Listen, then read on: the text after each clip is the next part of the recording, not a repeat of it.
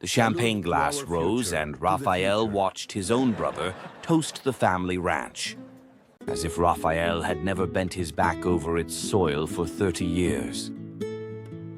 "To Papa's true sons," Tomás said, gold watch flashing under the fiesta lights. "The ones who'll make this land worth something."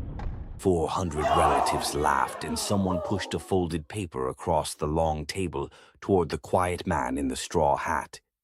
It was a deed. Rafael unfolded it slowly and read the words his brothers had signed while he buried their father. They had split the good acres, the river frontage, the grazing hills, all of it, 3 ways among themselves. To Rafael, the oldest, the one who stayed, they left 40 acres of cracked, dry field on the far ridge where nothing had grown since before Rafael was born. Tomás smiled at him across the table. "You always said you loved the hard work, hermano. Now you have all of it." Rafael folded the deed and put it in his shirt pocket, and he did not raise his voice. Because Rafael knew something about that dry ridge that his brothers, for all their new watches, had never once bothered to learn. Tell me in the comments where you're watching from, and if you've ever been treated like the least of the family by people who forgot who held them up. Stay with me and subscribe. The champagne glass caught the afternoon light as Tomás raised it over the crowd, and every head at the memorial fiesta turned toward the folded paper in his other hand. "To the true sons of Joaquin Mendoza," he said, and his voice carried across the 200 folding chairs set up under the tent behind the main house. 50 feet away, Rafael Mendoza stood by the water tank in his faded straw hat, calloused hands still holding a tray of empty glasses he'd been collecting, and in that 1 second he understood that the ranch he had kept alive for 30 years was being carved up in front of him. He did not drop the tray. He set it down on the tank's rim, and something moved behind his sun-creased face that his brother, had he bothered to look, would have found very frightening. Because the will they were about to read handed Rafael the worthless part. 80 acres of dry ridge north of the highway that nobody in the family had wanted since 1994.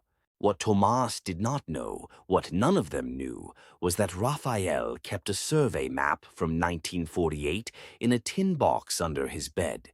And that map showed deep water sitting under every foot of that so-called wasteland. Tell me in the comments where you're watching from, and if you've ever been treated like you were invisible by the people who owed you the most. Stay with me. To understand why that toast landed like a fist, you have to go back 30 years, to the winter of 1994, when their father Joaquin still walked the fence lines himself, and the Rancho Las Piedras spread across 400 acres of dry Chihuahua country north of the highway. Rafael was 24 then, the eldest of 3 sons, and he had a letter in his shirt pocket from a construction firm in Monterrey offering him a foreman's job at a salary that would have doubled anything the ranch could pay. He also had a girl in the next town, Lucia Vargas, who had agreed to marry him in the spring. He kept both of those facts folded up small, the way a man keeps a thing he is not sure he can have. Then their mother, Elena, started coughing in a way that did not stop, and by March the doctor in Delicious had written the word on her chart that nobody in the family would say out loud. The cancer had settled into her lungs, and she had maybe 2 years, maybe 3, and she needed someone at the house every single day. Joaquin could not do it and run the herd. The 2 younger boys, Tomás and Beto, were 19 and 17, and they looked at the sick room the way young men look at a door they intend to walk through as fast as they can. So Rafael made a decision at the kitchen table one night, without ceremony, the way he made most decisions. He tore the letter from Monterrey into 4 pieces and dropped them in the wood stove. He drove to Lucia's house the next morning and told her he could not marry her that spring, or maybe any spring, because his mother was dying and someone had to hold the family together. "Then wait for me," she said, and he told her not to. He was not going to hang a woman's youth on a rope this long. She married a school teacher in Camargo 2 years later, and Rafael went to the wedding. And he shook the school teacher's hand, and he never spoke of it again. For the next 4 years, Rafael learned 2 trades at once. In the mornings he ran the ranch, and in the afternoons he learned to lift his mother from her bed to her chair, to grind her pills into the atole she could still swallow, to sit with her through the nights when the coughing would not let her sleep. Elena taught him things in those quiet hours that she had learned from her own father, who had homesteaded the land in the 1940s. She taught him where the old wells had been dug and gone dry. She taught him which arroyos filled first in a hard rain. And one afternoon in 1997, close to the end, she pressed a rolled bundle of yellowed paper into his hands and said, "Guárdalos, mijo." Keep them safe, my son. They were the original land surveys, the hand-drawn maps her father had commissioned in 1948, marked in faded ink with notes no county office had ever copied. When Elena died that autumn, the house went quiet in a way it never recovered from. Joaquin aged a decade in a year. Tomás left first, 3 weeks after the funeral, for a job selling cars in Chihuahua City, and he was good at it, all teeth and handshakes.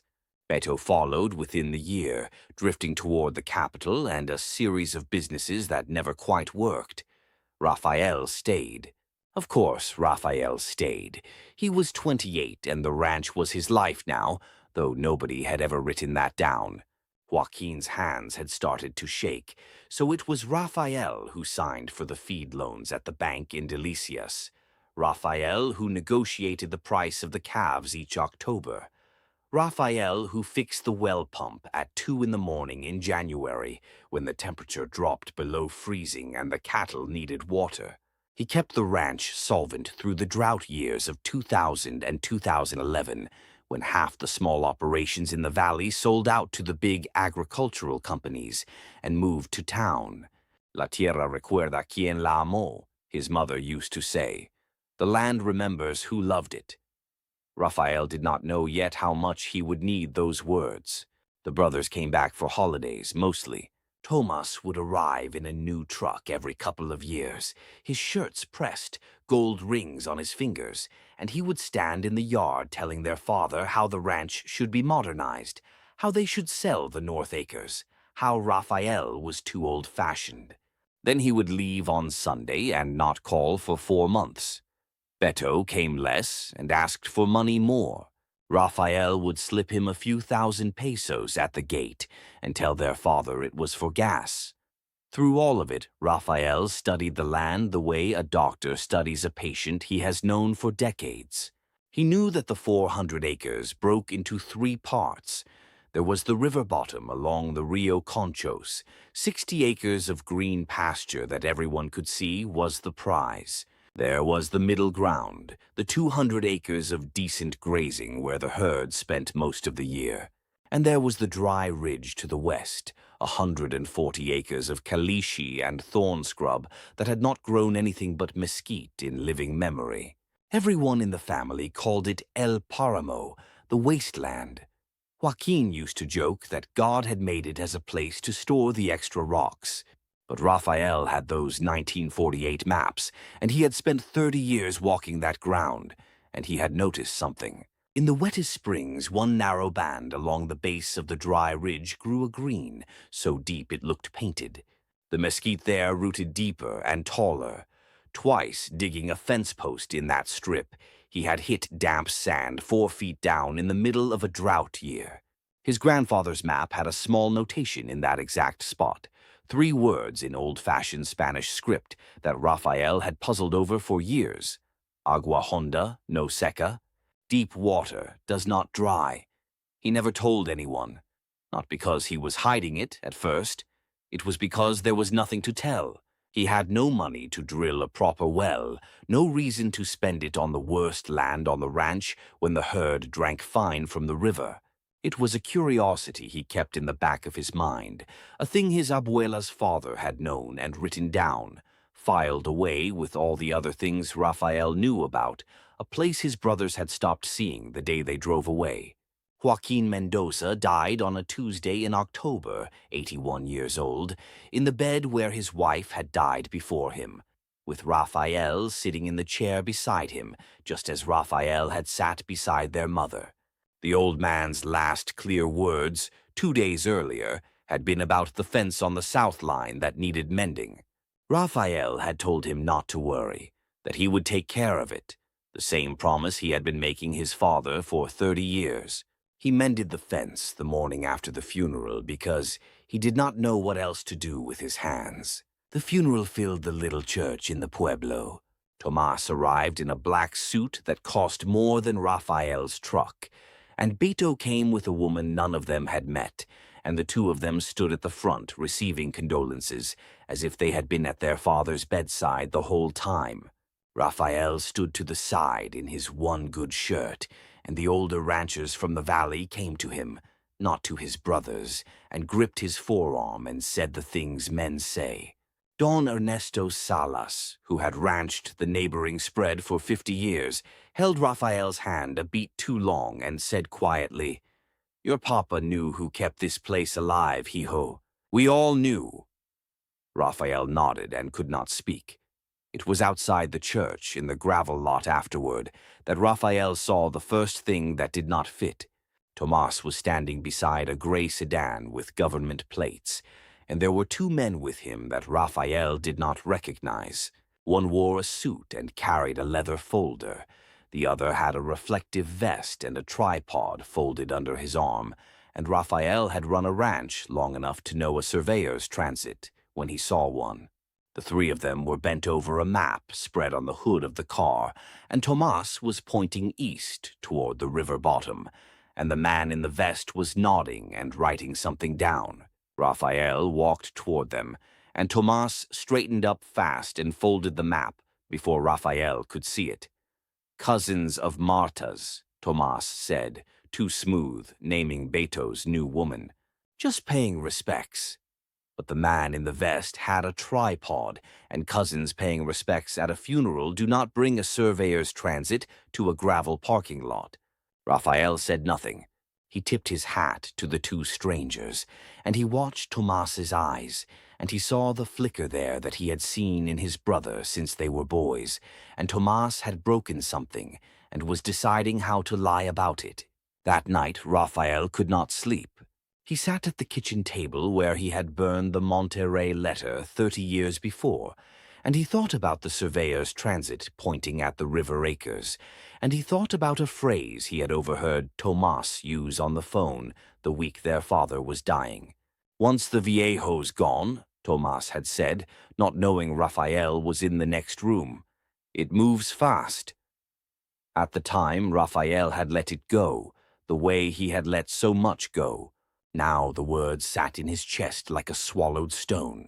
He knew there was no will filed with any lawyer in Delicias, because he had asked their father about it 3 years earlier, and Joaquin had waved his shaking hand and said the boys would work it out, that blood settles these things. Rafael had believed that. He had believed it the way you believe a thing you need to be true.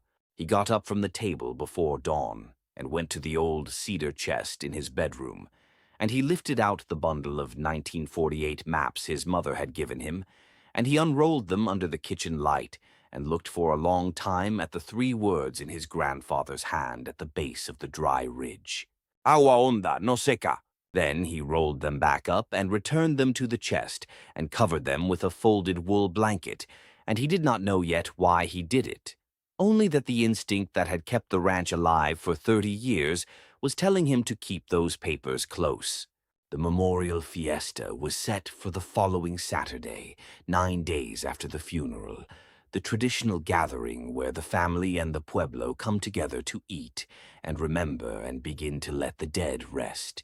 Rafael spent Thursday and Friday preparing the ranch for it, because of course he did. He borrowed folding chairs from the church. He had the tent raised behind the main house, the same house he had lived in every day of his 54 years, while his brothers slept in city apartments. He butchered a steer and set the men to the barbacoa pit at midnight, so the meat would be right by noon. He did the work of hosting his father's memory, and Tomás arrived at 11 on Saturday morning in his pressed white guayabera and his gold watch, and complained that the ice had not been ordered in the right quantity.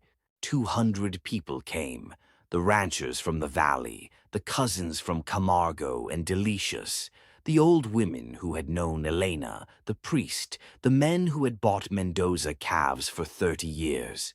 They ate under the tent, and they told stories about Joaquin, and for a few hours the grief lifted into something warmer, the way it does at these gatherings. Rafael moved through it quietly, refilling drinks, making sure the elders had shade, collecting the empty glasses onto a tray. He was the host and the servant of his own family's memorial, and he did not think of it as strange, because it was the only role he had ever been given. In the early afternoon, when the eating had slowed and the mezcal had loosened the crowd, Tomás climbed onto the low wooden platform where the musicians had been playing and tapped a spoon against a glass until the tent went quiet. Beto joined him, grinning, and Marta stood at the platform's edge with her phone raised to record. Tomás held a leather folder in one hand, the same folder Rafael had seen at the funeral, and he opened it with the flourish of a man who had rehearsed this. "Family, friends, neighbors," Tomás began, and his salesman's voice filled the tent. "My father, Joaquin Mendoza, God rest him, always said the land should stay in the family. This is the partition of Rancho Las Piedras," Tomás said, "signed and notarized in Chihuahua City, so there is no confusion, no fighting, no lawyers dragging it out for years." He was smiling at the crowd, working them, and most of them smiled back because they did not yet understand. The river acres, the 60 acres of good bottomland, will go to Beto and his family to build his future. Beto raised a fist and a few of the younger men cheered. Tomás let the pause stretch, and then he turned and looked across the tent, past the tables, to the water tank where his eldest brother stood. "And Rafael," he said, and his voice took on a tone of practiced generosity that was worse than any insult. "Our brother Rafael, who has always loved the simple life out here, who never wanted the city or the complications, he will keep the West Ridge, 140 acres, all his own." A few people clapped uncertainly. The ranchers did not clap,